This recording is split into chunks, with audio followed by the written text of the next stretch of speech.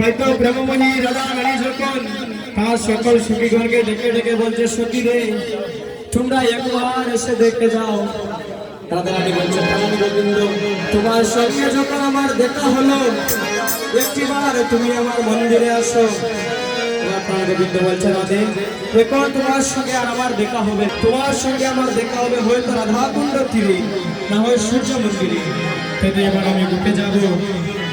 বলি প্রাণ গোবিন্দ ঘুরতে গেল, প্রাণ গোবিন্দ ঘুরতে গেল। সবাই মিলে একটু উলুধ্বনি দিবেন, হাতে একটু করতালি দিবেন। তোমরা জুকার দেও গো মায়ের কালে সাইরা দুষ্টে।